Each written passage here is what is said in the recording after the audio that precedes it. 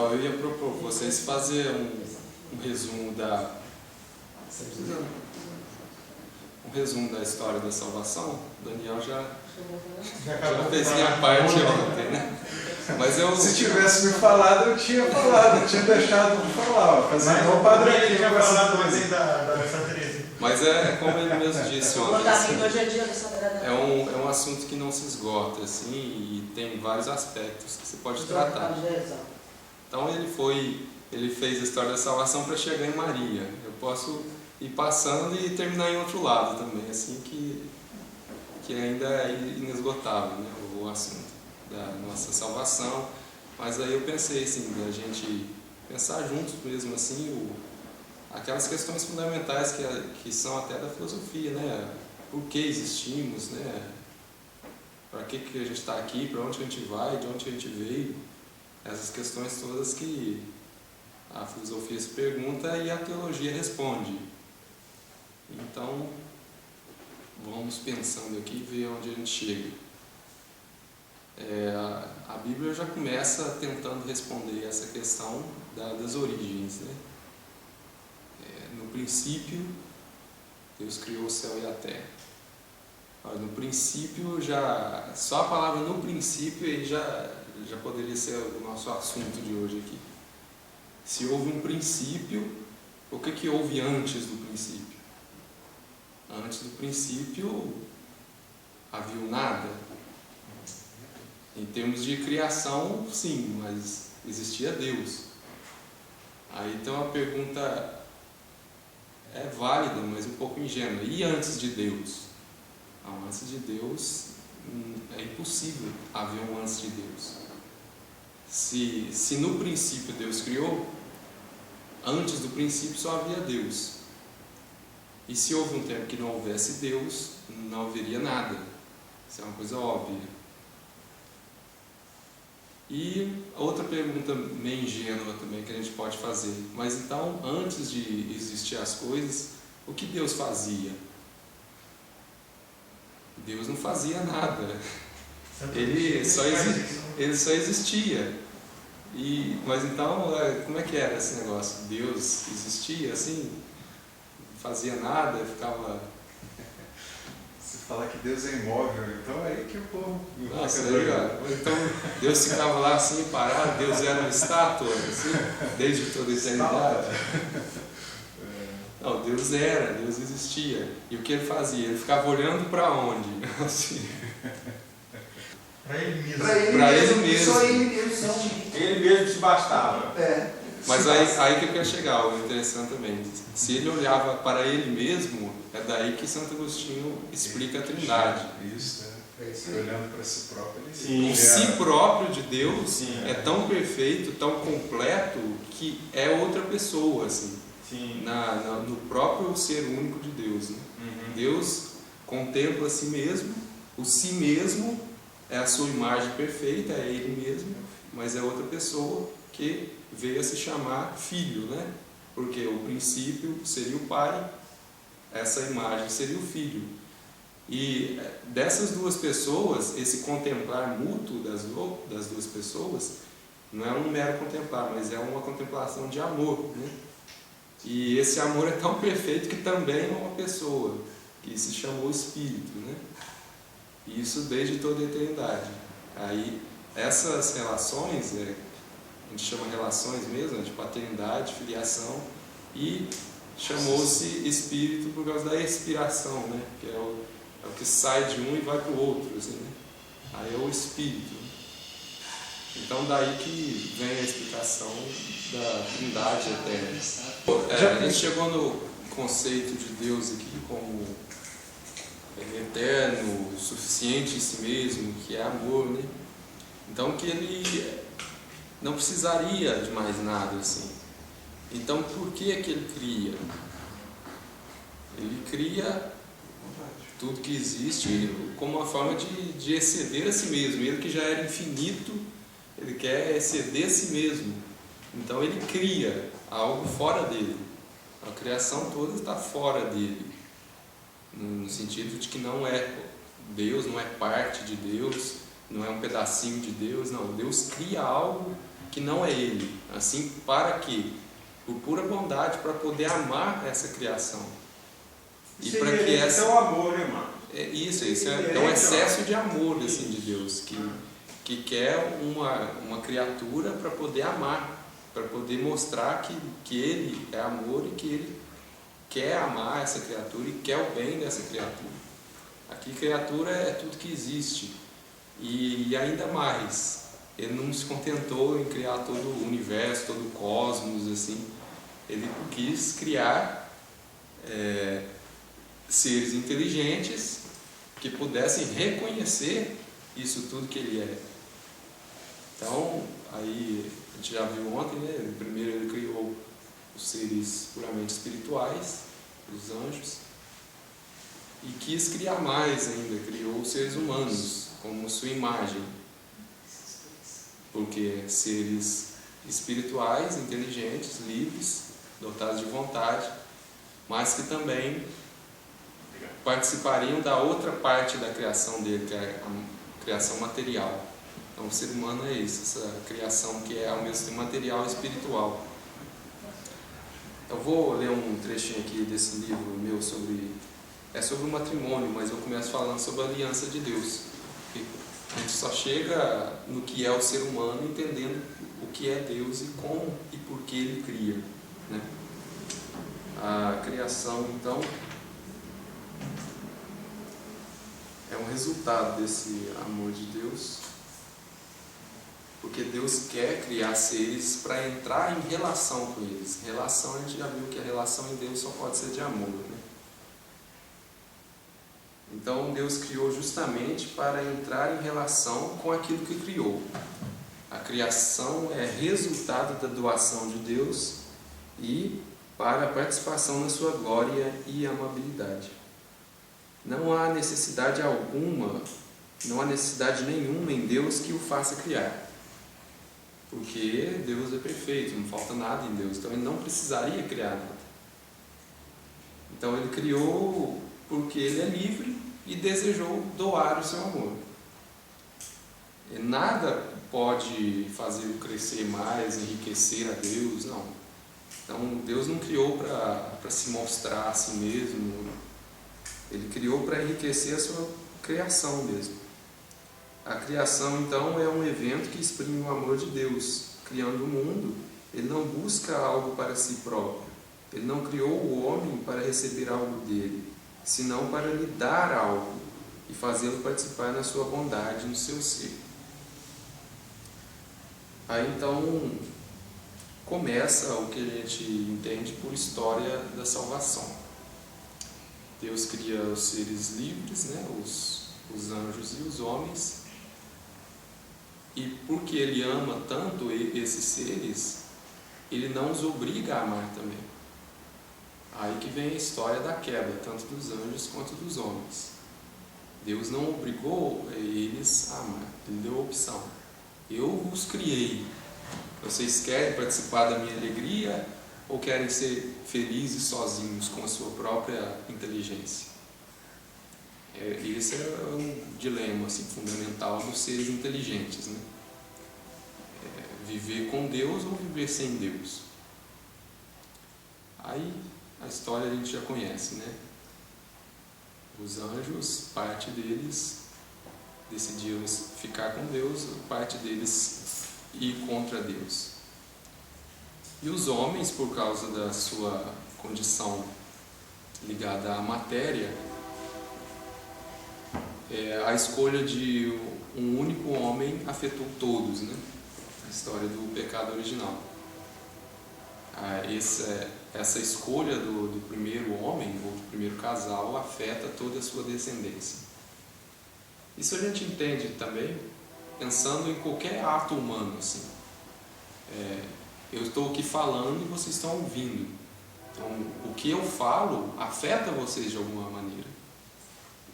E vai afetar, de certo modo, toda a sociedade. Porque vocês e eu vou sair daqui e isso que a gente está pensando vai afetar nossas vidas. Então isso é a solidariedade humana, né? Tanto no bem quanto no mal. Tudo que eu faço tem consequências para mim e para os outros, mesmo que eu faça lá as escondidas. Essa é a solidariedade humana, né? Bem, então a gente foi um pouco pelo caminho da aliança, então eu vou continuar com esse tema, o que é a aliança de Deus. A gente já viu que Ele cria por amor e dá essa opção, né?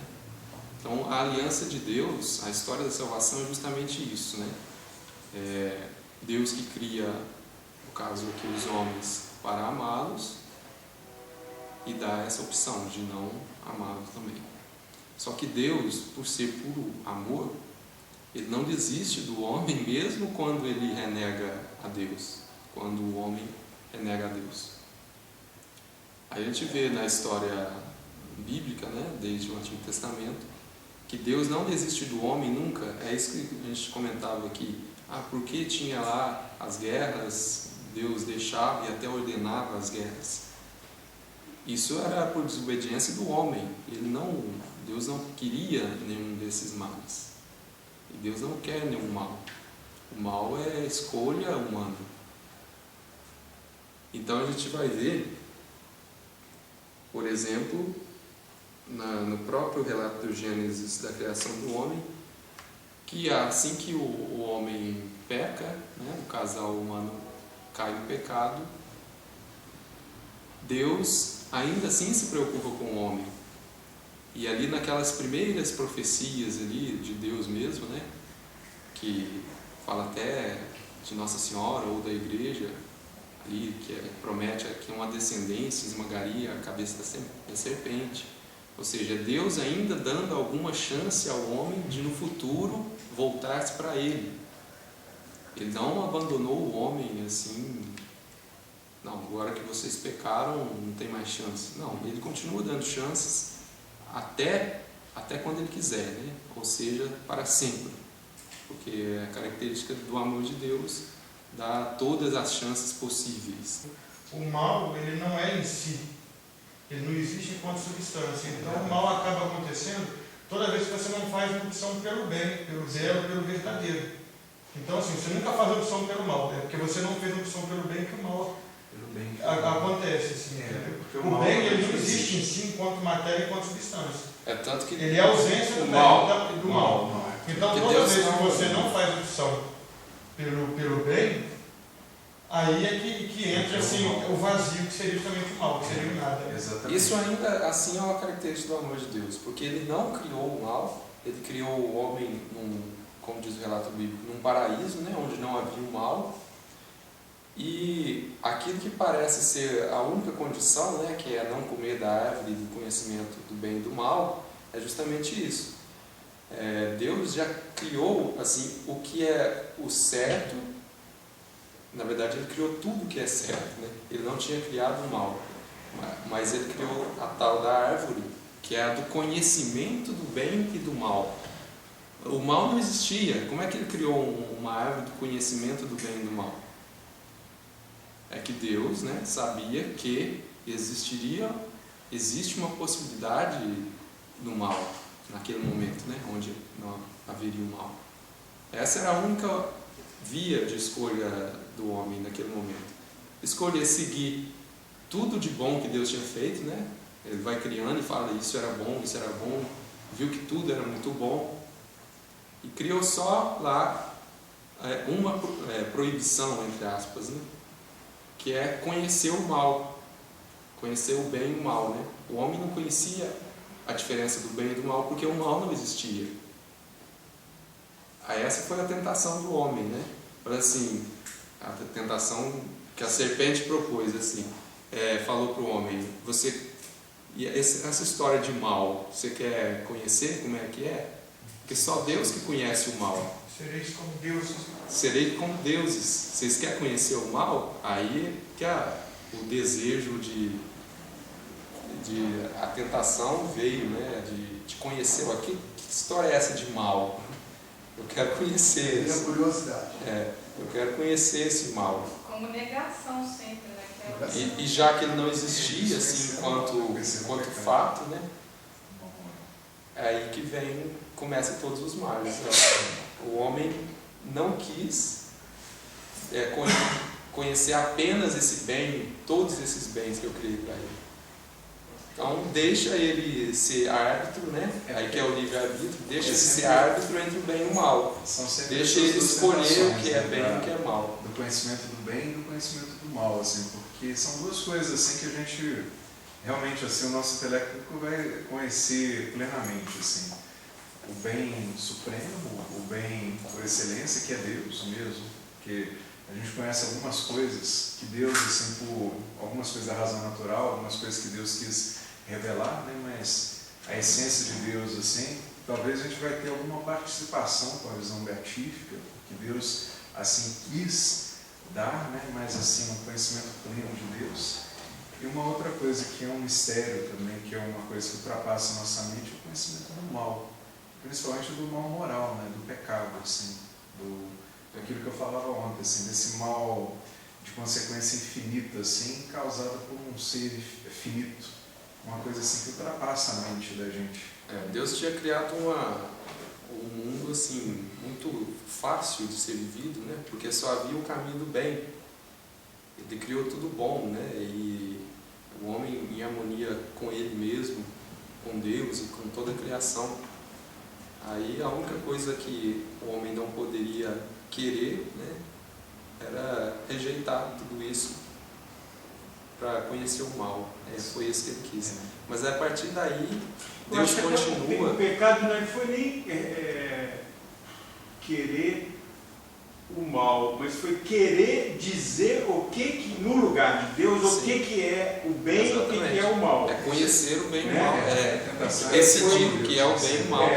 Deus já querer tinha definir decidido. O que é uma Ele coisa já tinha que não é. definido. Essa questão da consciência também foi o que Deus deixou para a gente, assim, como selo, assim, para não esquecer dele, de como ele queria, né? O plano de Deus para nós era seguir esse caminho do bem para chegar até ele. E ele deixou justamente isso, a consciência moral ou a lei natural implantada em cada homem. Só que não é também assim um chip assim que controla todas as ações, porque ainda continua o livre-arbítrio. Então, uma orientação que nós temos, tipo Sim. uma bússola que mostra. O problema é que o homem, a partir das suas ações, das suas escolhas e do seu crescimento enquanto homem, ele pode encobrir a sua consciência, né? Ou formá-la mal, porque a consciência também, como nós somos humanos, sujeitos a desenvolvimento, a gente tem que desenvolver essa consciência também. Então, a partir dessa história aí da queda, Deus continua chamando o homem para voltar àquele estado original dele, né? E é isso que a gente chama de aliança, né?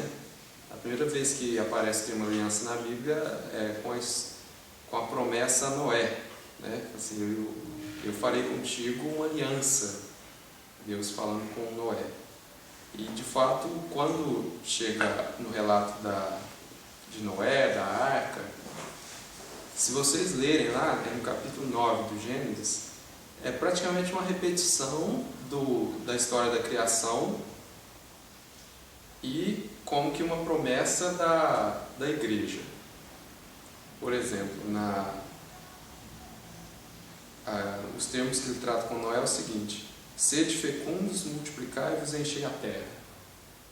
Isso é um relato da criação, mas está em Gênesis 9, versículo 1. Ele está falando isso para Noé. Depois ele fala de submeter a terra ao homem. É a mesma coisa que ele fala na criação, ele fala para Noé. Por quê? Aquela primeira geração lá, depois de Adão, foi se corrompendo por causa do pecado, tanto que aí Deus elege Noé para restaurar aquela primeira criação de novo. E o relato a gente conhece, veio o dilúvio, aquela primeira geração perece e Noé que continua a geração humana, né? Também eu falei que prefigura a igreja porque na verdade, prefigura o templo, né? As medidas da arca, todos os detalhes envolvendo a arca ali, segundo os exegetas, é uma prefiguração do templo de Jerusalém. E de fato, assim, as medidas são iguais, é o lugar onde se congrega o povo e a criação, onde eles se salvam. Então é a prefiguração ali do templo que prefigura a igreja. E tem um santo que fala que o mundo foi criado em vista da igreja. Igreja em que sentido aqui? Igreja no sentido dos homens em comunhão com Deus, naquela amizade com Deus na qual ele foi criado. Isso é opinião comum, assim, mas tem um que fala que o mundo foi criado em vista da igreja, que o mundo foi criado para que houvesse uma igreja. A igreja aqui no sentido dos homens todos reunidos com Deus, né? Vivendo com Deus. Aí, mesmo depois dessa nova criação, que foi o dilúvio, né? Depois de Noé, o homem continua pecando, continua rompendo a aliança. Dilúvio, você tem várias civilizações que tem um relato também do dilúvio, né? Isso aí é interessante, porque... É aquela questão Tem muitos aqui da América. De como Deus permite esses tipos de males, assim, no caso catástrofes até, ou guerras, assim, e dali tiram bem, que é no caso continuar com o seu povo num caminho que é melhor do que aquele que eles estavam seguindo, né? Aí vemos, por exemplo, a história lá de Sodoma e Gomorra, né? Que quem é que intercede? É Abraão. É Abraão. Ele faz uma pechincha com Deus. Ele fala assim, não, mas se houvesse 10 justos, não, assim mesmo eu vou destruir. Não, se houvesse um, não. Se houvesse um, eu vou... A Sagrada Escritura fala que Deus saiu correndo, assim, Deus afastou-se de Abraão porque se continuasse. Mas resumindo é o seguinte, não havia um justo naquele lugar. Então, o melhor que se podia fazer era destruir aquele lugar mesmo. Porque não havia um justo. Não, tinha Ló que foi tirado. Sim, mas aí ele saiu da cidade. Aí por isso que ele destruiu. Aí ele destruiu, porque não sobrou nenhum justo na cidade. O negócio estava tão feio. Então, aí já adiantei um pouco a história. Deus, depois de Noé, elege Abraão para formar o seu povo, aquele pequeno povo que surgiu a partir de Abraão. Para quê? Para que Deus se revelasse ali novamente, né? Porque se a gente quer que Deus criou o homem e a mulher lá no paraíso, esse homem e mulher, Adão e Eva, estavam em comunhão com Deus antes do pecado. E mesmo após o pecado, eles ainda conheciam a Deus. Mas isso foi se perdendo. Então Deus de novo vem ao encontro do homem, chama Abraão, ele ali forma o seu povo. E Abraão ali ensina a sua descendência quem é o Deus verdadeiro, porque já tinham surgido outros deuses, essa questão toda. Essa é a história da aliança, é justamente isso. O homem sempre quebra a aliança, o homem é sempre infiel. Ele continua sendo infiel até hoje, mas Deus está sempre buscando de novo, ele é fiel e faz essa aliança. A gente até divide, assim, por exemplo, a antiga aliança, a nova aliança, mas no fundo é uma só. A aliança de Deus é uma só desde a criação, desde o momento que ele quis criar o homem, já era uma aliança, que aliança é o que? É pacto, né? Eu faço um pacto com essa minha criação, que eu vou amá-los, que eles vão ser felizes comigo. Mas mesmo quando o homem rompe... Um problema aí, o Francisco falou que não foi quebrado a aliança com os judeus, né? Aí eu até tinha comentado isso. Assim, se ele se entender desse jeito que eu estou falando, que a aliança é uma só, as diversas alianças não são várias, mas são uma só, aí nesse sentido pode se entender. A mosaica é a igreja, aí é um sentido ótimo, assim. Porque essa aliança que Deus promete aqui e se cumpre com Noé, com Abraão, é a mesma que ele cumpre com seu filho no Novo Testamento. A gente chama de nova aliança, porém é a mesma, só que é a mesma retomada. O homem rompe a aliança, Deus não. É como se fosse um recasamento. Aqui no meu livro eu trato disso porque eu estou falando do casamento. mesmo quando um parceiro, no caso o homem, é infiel, Deus não é. Ele não se casa com outro povo. Ele mantém firme ali com aquele povo, buscando ele de novo. Tanto que ele teima, manda seu filho naquele mesmo povo teimoso e continua. Você falando do casamento, quando quebra a aliança entre os esposos? Sim, no caso a comparação é com Deus e seu povo. Deus continua a aliança do casamento ali. Sim. Né? Ele continua. Tanto é que no final existe a profecia bíblica de São Paulo e os judeus vão responder. Então, aí... Eu acho que o grande problema é que a gente às vezes não consegue se enxergar nessa história. Né? Não, eu vejo que sim, porque Cristo, aquilo que o Márcio fala, é muito interessante.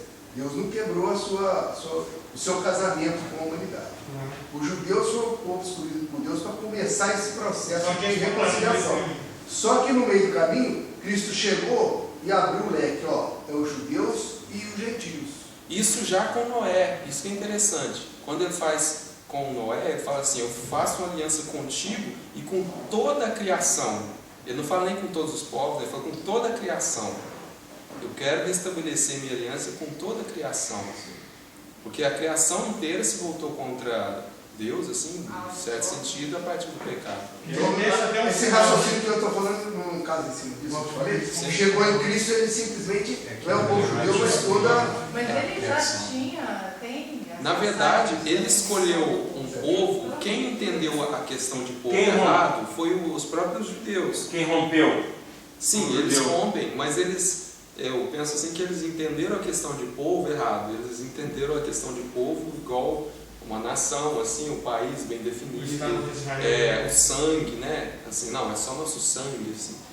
Mas aí quando vem Jesus Cristo, ele corrige essa visão, assim. O povo de Deus é todo povo que se une a Deus. Isso aí. Ele escolhe uma nação porque era o único meio que ele tinha. Ele teria que mandar seu filho em todas as nações? Isso seria assim, não é impossível para Deus, mas não seria viável, vamos dizer assim. Então ele lança seu filho num povo, a partir daquele povo. Dentro do projeto dele que já veio. E é interessante que ele escolhe assim, o pior dos povos.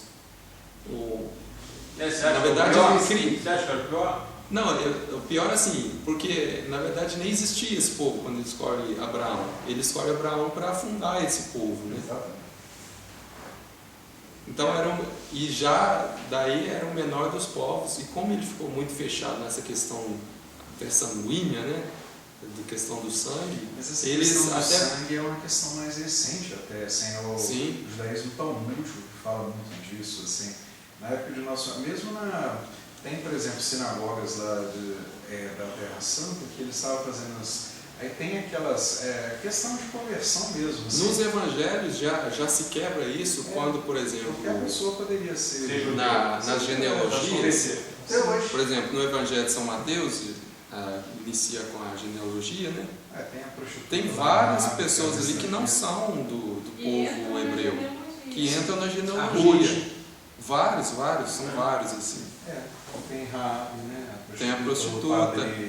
O padre Braz lembrou muito bem assim. Sim. A questão da prostituta é interessante também, que por exemplo, na questão da aliança, Oséias se casa com a prostituta amando de Deus, para simbolizar para aquele povo que a prostituta era aquele povo que traía, que se misturava com outros homens, né? No caso com outros povos, com outros deuses, e que mesmo assim Deus amava aquela pessoa ali, se casou com ela, né?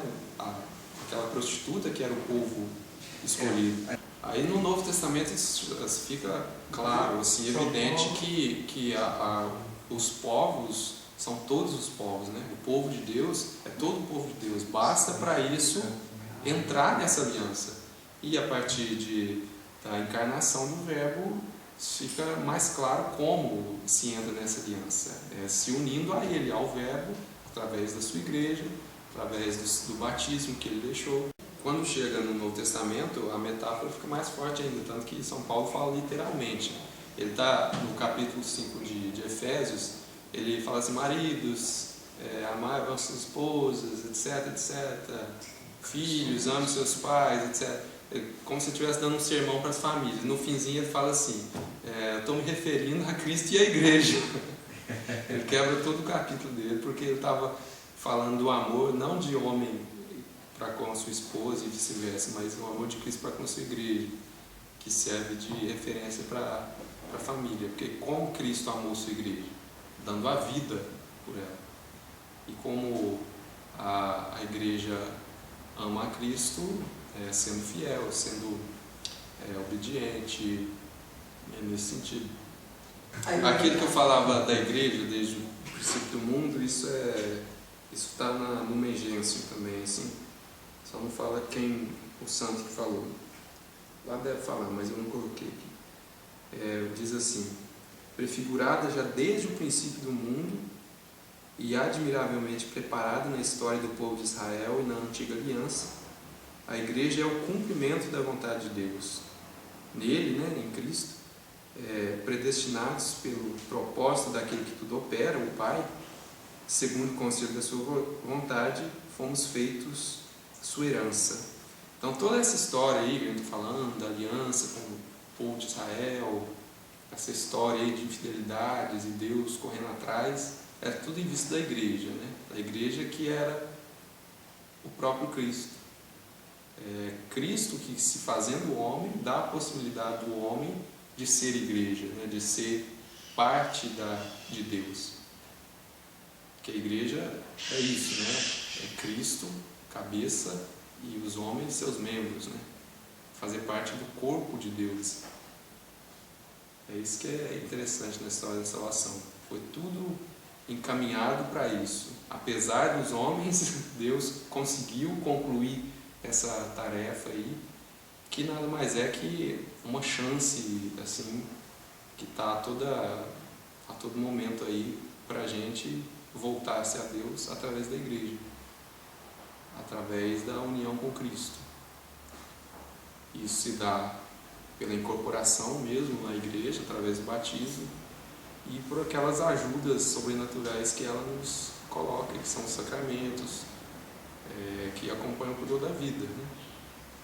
O sacramento da Eucaristia, que foi colocado por ele mesmo assim como alimento, já para significar que a gente tem necessidade dele, a necessidade vital da gente estar em comunhão com Deus, com o seu corpo. Que tem também o sacramento da penitência, porque o homem vai pecar, vai continuar pecando para sempre, assim, enquanto a gente não terminar essa etapa, a gente continua pecando. E ele está sempre aberto ali a nos perdoar, a retomar o caminho com a gente, essa aliança que ele fez, que quando Deus promete, ele não desfaz a promessa. Se ele prometeu para a gente aquele paraíso, na verdade ele deu um muito melhor até. Aquele paraíso primordial era muito bom, era excelente, a gente estava em comunhão e harmonia com Deus, mas o que nos espera agora é muito melhor. Por quê? Estaremos com Ele. Com Ele, quase que na mesma natureza, porque Deus se fez homem. Com Ele, nele e com Ele. Exatamente. No paraíso original, Deus não era homem. A gente não tinha a natureza de Deus. Ele nos deu a possibilidade de sermos Deus, assim, entendendo bem a questão. A gente só pode entrar na divindade, assim, no que é Deus, só se Deus se fizesse homem. De que outro modo a gente seria aquela tentação primordial? Serei como deuses. Agora a gente pode ser como Deus, mas não por mérito nosso, é porque Deus quis ser homem. Aonde chega a loucura do amor de Deus, assim. Essa metáfora aí da aliança, do matrimônio, continua até para além, para o próximo paraíso até. Por exemplo, no Apocalipse, a igreja é chamada de esposa também. O trecho que fala lá, quando o João está tendo a visão, da Jerusalém Celeste, até essas pegadinhas bíblicas assim. Parece que Deus vai mostrar, parece que é o anjo, né, que está mostrando as coisas, vai mostrar a cidade, a Jerusalém celeste. Aí ele mostra a cidade tudo, e ele fala assim, vem, vou te mostrar a esposa. Não era a cidade que ele ia mostrar, era a esposa. Na verdade é a mesma coisa, mas ele retoma essa metáfora aí da esposa para mostrar esse grau de união que será definitivamente o paraíso celeste, que é a união física até de Cristo com cada um de nós. Antes, um comentário aqui: o estabelecimento definitivo do reinado de Deus, ou seja, sua união eterna com os homens, é descrito como o símbolo das núpcias do Cordeiro no livro do Apocalipse. Alegremos-nos e exultemos, demos glória a Deus, porque estão para realizar-se as núpcias do Cordeiro, e sua esposa já está pronta. Concederam-lhe vestir-se com linho puro, resplandecente. Felizes aqueles que foram convidados para o banquete das núpcias do Cordeiro. Esse aí até é usado na liturgia. Felizes os convidados para o banquete ou as núpcias do Cordeiro. E aí, na liturgia se coloca isso porque a Eucaristia já é uma antecipação dessas núpcias, né? É uma prefiguração do paraíso, assim, porque nada mais é do que a união íntima, assim, até corporal da alma com Cristo, né? É o que se dá na Eucaristia, é o que se dará no céu de modo totalmente novo, assim, superará todas as expectativas, até a do paraíso primordial. No começo, então, a gente começou pensando por que a gente existia. Agora, o para quê, então, já está respondido, né? A gente existe para isso, para essa união definitiva com Deus. Tanto que essa vida aqui nessa terra é como que uma oportunidade, né, que Deus nos dá para fazer essa decisão de estar com Ele mesmo ou de continuar no caminho do pecado que os primeiros pais inauguraram, assim. Então essa vida é como que essa oportunidade de reconhecer-se dependentes de Deus. Quem escolhe o pecado, no fundo está dizendo um não a Deus, está dizendo um sim a si próprio, né? Fala assim, não, eu não preciso desse caminho que Deus me escolheu. Eu quero escolher entre o bem e o mal, é aquela história do Gênesis, né?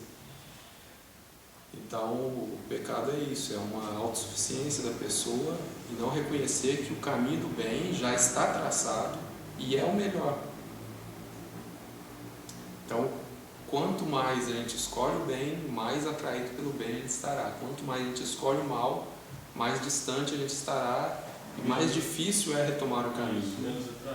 E chega num ponto que eu acho que... Por isso que chega, né, num ponto que é irretornável, assim. O que seria o... Impossível nunca é essa. A misericórdia de Deus, ela é mais do que... Fica difícil. Agora fica difícil, assim. Isso daí, essa realidade é sempre necessário a gente ter em mente, porque assim, quanto mais o pecador, da mesma forma que um santo progride na virtude, mais santo ele se torna, quanto mais o pecador progride no vício, pior ele fica. É isso que o padre falava ontem, assim, da misericórdia. Se a gente ficar confiando na misericórdia final de Deus, isso é um erro, porque a gente vai chegar diante da misericórdia de Deus e não vai reconhecê-la. Porque a gente vai estar tão imerso nas escolhas erradas que a gente vai continuar acreditando que aquelas escolhas eram as certas. Então a gente vai estar com Deus e vai terminar por rejeitá-lo de fato. Seria o pecado contra o Espírito Santo, que aí já não tem mais perdão. O único pecado imperdoável é esse, não reconhecer o próprio perdão de Deus. Chega numa hora, então, nessa perspectiva em que você não volta. A pessoa se distancia tanto, não que a misericórdia não continue agindo, mas a pessoa passa num grau que ela não consegue mais enxergar essa misericórdia. Acho que era isso que eu tinha que falar. Se vocês quiserem falar alguma coisa. Eu só vou dar então um conselho, já que amanhã a gente entra na quaresma, que a gente possa, assim, todo mundo que foi, imagino que todo mundo como católico deveria participar da liturgia do Sábado Santo, assim, que é a mãe de todas as vigílias. E a igreja propõe nesse dia a leitura realmente da história da salvação, por isso aquela quantidade de leitura. Se você for olhar, assim, são as páginas assim, principais assim, da Sagrada Escritura, começando pelo Gênesis, da aliança de Noé, com Abraão, do sacrifício de Isaac, passando o povo transportando o Mar Vermelho e o sacrifício do Cordeiro também. A questão do Oséias também entra na aliança aí da esposa, que é uma leitura também do livro de Oséias, até culminar com Jesus Cristo, assim, que é a plenitude da aliança, assim mesmo fala São Paulo, né? Deus, de muitos modos e muitas maneiras, falou ao seu povo, mas nos últimos tempos nos falou por meio do seu Filho. Então, assim, essa aliança de Deus, assim, acho que ele deu o máximo que ele podia ter dado, que é o seu Filho, assim, a gente não tem que esperar mais nada de Deus, assim, porque ele se deu a si próprio e continua se dando, assim, no altar, a cada vez que é renovado, assim, o sacrifício da missa, né? E na Semana do Domingo a gente possa viver isso, porque da mesma forma como o pecado e a decadência entrou pelo primeiro homem, é também por meio de Jesus Cristo que vem a salvação. Então, quando São João coloca lá naquela figura a cruz como símbolo da árvore, São João e Nossa Senhora de pé, quer dizer, né, a humanidade de novo, a Maria como a nova Eva, né, a nova mulher da nova aliança, Cristo como o novo Adão e a árvore, no caso ali, né, como a própria cruz, né? É a nova árvore, da qual todas nós comemos e bebemos e não seremos condenados por isso. Essa que é a verdadeira árvore da vida. É o fruto assim, que realmente nos dá a salvação. Quem come e bebe do meu sangue permanece em mim e viverá eternamente. Né? E a teologia ela é uma arquitetura assim, muito bonita, a gente consegue fazer uma contemplação assim, de todo o mistério da salvação com esse desfecho. Né? E ainda vem completar no mês de domingo com a ressurreição, né? O primeiro dia. Aí, quer dizer, Deus não cessa de estar recriando a humanidade, né? Como houve no princípio o primeiro dia, a partir da ressurreição também há um primeiro dia. E a gente, por mais imperfeito que sejamos, a gente tem que ter essa consciência que a gente é o povo da nova aliança. O preço que tinha que ser pago pelos nossos pecados já foi pago. Nenhum sacrifício meu, por maior que seja, é capaz de me salvar. Somente o sacrifício da cruz de Cristo. Então, assim, realmente, se a gente for salvo, não é por mérito nenhum. O que a gente faz é, se a gente tem algum sofrimento, é associá-lo ao sofrimento de Cristo, né? Para que como São Paulo fala, né? Se complete aquilo que faltou. Mas, assim, está feito, a salvação foi dada. Né? Cabe a nós, assim, assim, a gente nunca merecemos isso, mas foi dado. Acho que a responsabilidade é até maior, porque se tivesse alguma aliança a ser feita, ainda no futuro, talvez eu poderia ficar mais tranquilo, né? Ir para o Sheol e guardar que Cristo morresse e fosse lá nos resgatar. Né? O problema é que já foi dado, assim, o tempo só agora rumo ao fim, né? Não tem mais uma nova aliança para nos resgatar. Né? Então, assim, é uma coisa bem decisiva, assim, a gente não tem como não fazer uma escolha. Né? São Paulo nos fala que a gente só tem essa vida para isso. Só tem essa. E a se a gente tivesse nascido um pouco antes de Cristo, a gente podia ficar no chão aguardando, assim, que ele descesse aos infernos assim, para resgatar as almas dos justos que foram antes. O problema é que agora a gente não tem mais essa oportunidade. Né? O tempo é hoje, o tempo da salvação